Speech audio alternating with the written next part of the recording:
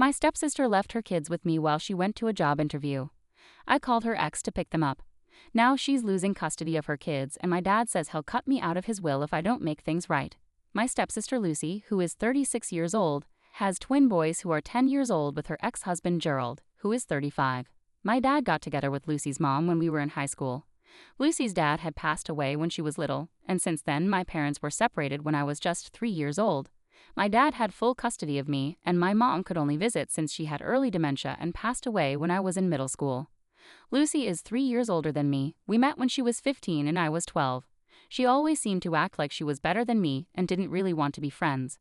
Our parents were together for 3 years, but she never tried to get to know me or be my friend, maybe because she thought I wasn't cool enough. I tried to be friendly with her, but she didn't seem to like having me around. At first, I thought maybe I was imagining it, but as time went on, I realized she just didn't want me to be part of her life, which was hard for me because I was excited about having a big sister.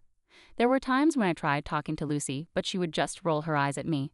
Sometimes she even slammed her door when she saw me outside a room, even though I was just playing by myself nearby. It felt like she didn't want me around, even when I wasn't bothering her. I didn't understand why she acted that way, and it made me feel really bad. But I kept trying to be her friend until I realized that she just wasn't interested, and we would never be close. After our parents got married, I stopped trying to be friends with Lucy. I was 15 by then, and she had just turned 18. She was about to finish high school and move away for college, so it didn't matter if we were friends or not because we wouldn't be living together much longer. Once she went off to college, she only came home for holidays or sometimes on weekends. And as she got busier with work, even those visits became less frequent. I moved out too when I started college and got my own apartment a few months after I graduated. Now that both Lucy and I were living on our own, we only saw each other during the holidays or when we came back home to visit our parents. Sometimes we didn't even keep in touch after moving out, so we were like strangers who bumped into each other once or twice a year. I actually introduced Lucy to Gerald. I invited him to our Christmas party one year. Gerald's sister, Jonna, was a college friend of mine, and we stayed close even after graduation. One Christmas, Jonna told me her parents were away visiting a sick family friend, and she and her brother were bored at home, so I invited them over to celebrate Christmas with us. That's how Lucy and Gerald met. They hit it off that evening, and a few weeks later, Jonna told me they were dating. I found it nice when Lucy and Gerald announced their engagement after being together for 2 years. Both Jonna and I were bridesmaids, which felt a bit odd since Lucy and I were never close. Still, she started being kind to me after she got together with Gerald and finally acknowledged me. Maybe it was because Jonna and I were close friends, and it wouldn't look good if I brought up how she used to treat me poorly when we were younger. But she didn't need to worry because I had moved on from that, and I had no intention of causing any trouble in a relationship by bringing up the past. It didn't matter to me anymore. I didn't mind her being nice to me just to keep me quiet about the past. And let me tell you, the only reason she started being nice to me was because she didn't want me to spill the beans. As soon as Lucy and Gerald faced problems in their marriage, she stopped pretending to be my friend and cut ties with me. During their relationship and even after they got married, she would text me once a week, check in on me, and act all friendly. But as soon as Gerald filed for divorce, she stopped. She did the same thing with Jonna, so I knew it was just because she would have to see us at family gatherings. They were together for 3 years, so she acted like my friend for almost 5 years. But once the divorce started, we went back to being strangers. I didn't know why they were divorcing, especially since they already had a child, and it all happened very suddenly. I couldn't ask Lucy about it because she clearly didn't want to be my friend anymore, so I asked Jonna, thinking Gerald might have told her the reason. So here's what I found out. Lucy and Gerald were arguing about money. Lucy had been spending money like there was no tomorrow, which wasn't a surprise because she's always been like that. She never really cared much about saving or being responsible with money. Gerald tried to talk to her about it, saying that now that they had kids, they needed to think about the future and start saving. But Lucy didn't take it well. She argued that since she earned money too, she could spend it however she wanted, and Gerald shouldn't tell her what to do. The thing is, Lucy earned less than Gerald, but she spent way more than she earned, so technically she wasn't just spending her own money. She often used their joint account to buy unnecessary stuff. Just a few weeks before they had that big argument, she bought a new car without even discussing it with him. And that's what pushed Gerald to finally talk to her, because there was really no need for a new car when her old one was perfectly fine. When Gerald mentioned that Lucy used his money to buy the car, she got really angry and started yelling at him. She called him names like a miser and said he only cared about himself. But the truth is, Gerald only wanted Lucy to think about their family's future because he cared about her and their kids. Things got even worse when Lucy threw a stack of cash at Gerald's face from her purse. She said she'd pay him back for the car, but until then, he could keep the money and stop asking her for money. That was the end of their marriage, and they got divorced soon after. By the way, Lucy got to keep the car. It's been 7 years since Lucy cut ties with me, Joanna, and Gerald. We only see each other during holidays, but Lucy ignores me now, unlike before when she would at least greet me. But I don't really care because I don't like her much either, especially after hearing from Joanna about the real reason behind her divorce. It made me realize she's always been arrogant and stuck up. So to put it simply, we're not friends at all. Lucy and Gerald share custody of their boys. They spend half the year with Lucy and the other half with Gerald. I only see her kids when Joanna and I babysit for Gerald. Thankfully, Joanna, Gerald, and I have stayed close friends. So it's not unusual for me to help out with the twins when needed. Lucy knows about this, but she still acts cold towards me. We haven't spoken in ages, and honestly, I never thought we would. A few weeks ago, Lucy approached me herself because she needed someone to watch her boys for a while. She had work, and it was her turn to have the kids.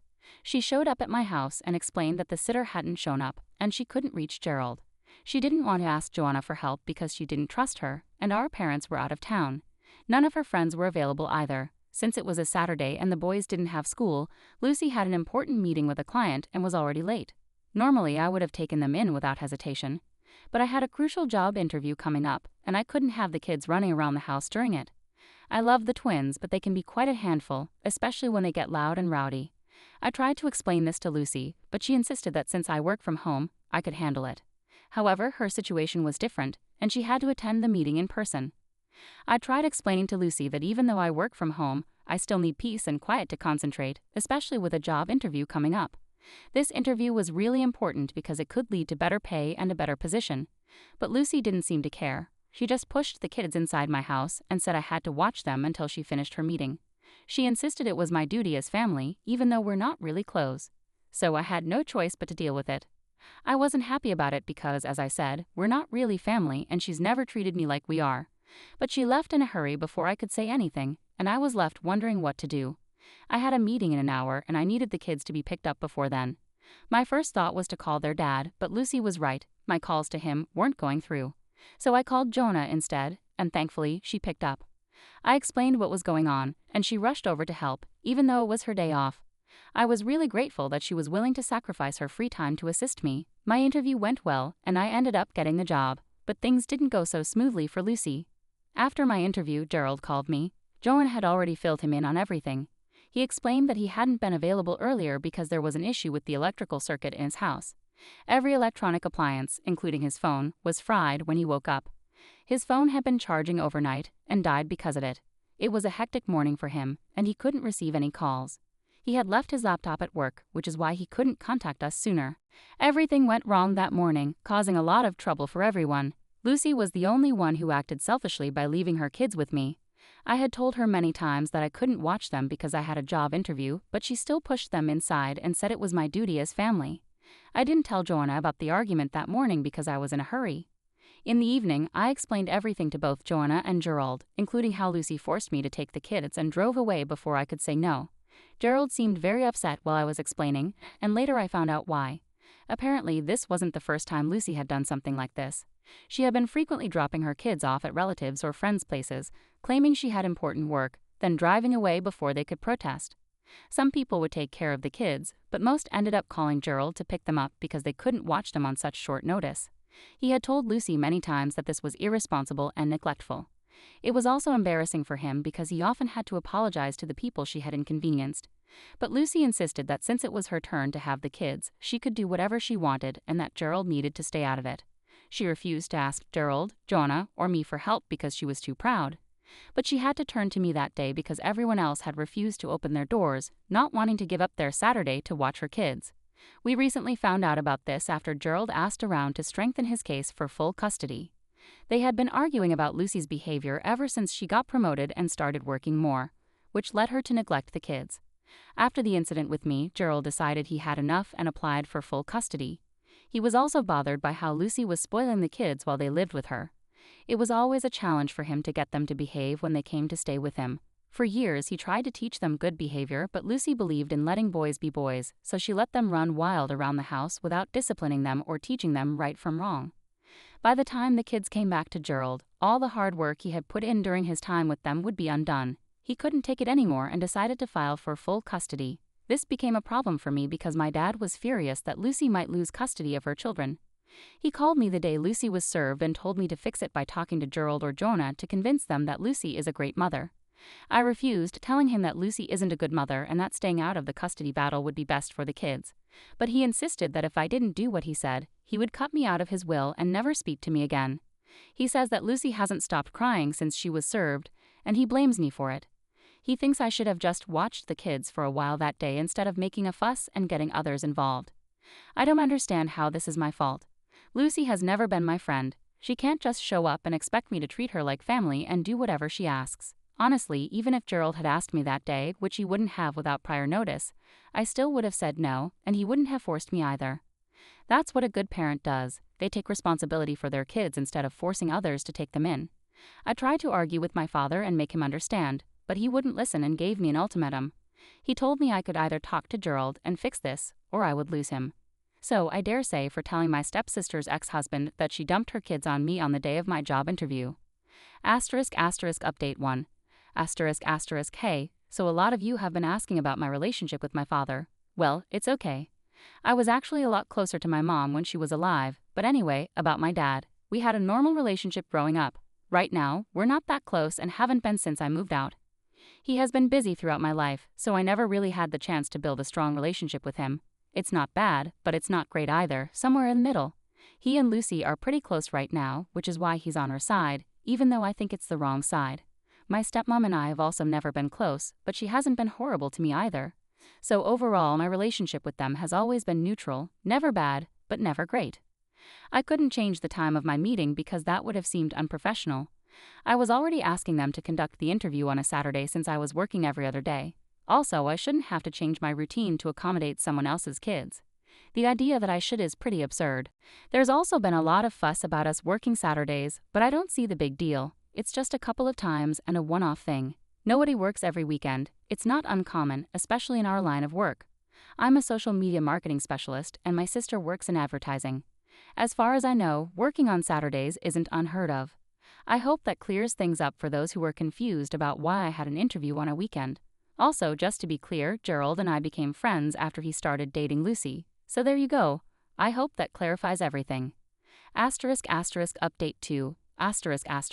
It's been a week since I posted here, and the custody battle has already started, so it's too late for me to do anything. But my father is still trying to get me to talk to Gerald and do something about it. He thinks I'm the only one who can make a difference because Gerald is my friend and might listen to me. He keeps playing the family card, just like Lucy did, and says I should think about her first. I've tried to explain to him that it's too late for me to do anything, and I also don't want to interfere because it's not my place. This is between the kids' parents, and since I'm not even a blood relative, it would be really inappropriate for me to try and get him to stop. Additionally, I don't want to do this because I don't think Gerald is in the wrong.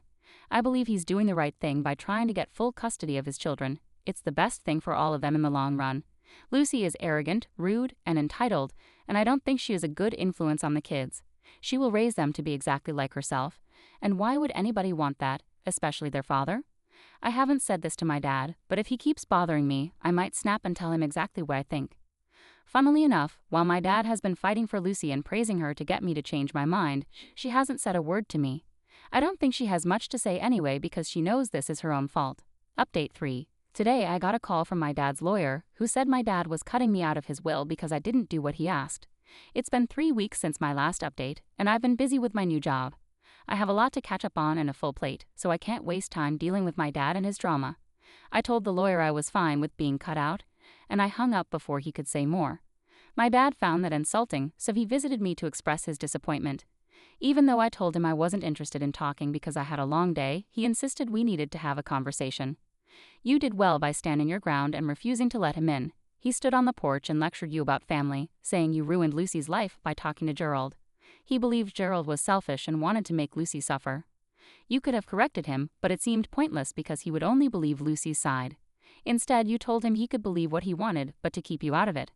If he wanted to defend Lucy, he could talk to Gerald himself, but you weren't going to do it for him. After that, I tried to close the door, but he started shouting that I wasn't loyal to my family. I ignored him. When he saw I wasn't affected, he said something hurtful, implying I'd be a bad mom. That stung, and he left knowing he got to me. I do love my life, but sometimes I wish I had my own family too. I've had boyfriends, but none lasted because of trust issues, especially after one cheated on me in my longest relationship. I struggled to trust again after a painful experience. My ex and I were together for nearly 5 years and planning to marry when I discovered he was cheating with his secretary. This happened a couple of years ago, and it took me a long time to recover. My family knew about it because I was really down after the breakup. I'm doing better now and have moved on, but it's still painful when people bring it up. My father using it against me was hurtful and felt like he was making fun of something so awful. I moved on quickly once I realized that the person who said those hurtful things wasn't really my dad anymore. This was Lucy's family coming after me for standing up to her. With that perspective, I didn't feel bad about what a stranger said to me. It still stings a bit, but I've decided to cut them out of my life for good. Update 4. For those asking about the custody case, it's probably no surprise that Gerald got full custody of the kids. We expected it and are happy for him and the kids because it's best for them. Lucy isn't happy and has been bad-mouthing us, claiming we ruined her life and took her kids. It's strange how much Lucy talks about missing her kids, yet it's been a month since she lost custody, and she hasn't visited them once, even though she has the right to. This shows she cares more about sympathy than her kids. In my opinion, a mother who uses her kids for sympathy doesn't deserve them. At least Joanna and I can still see them. They miss their mom, but they'll be okay. My work is going well too, and I have no regrets about cutting out people I don't like.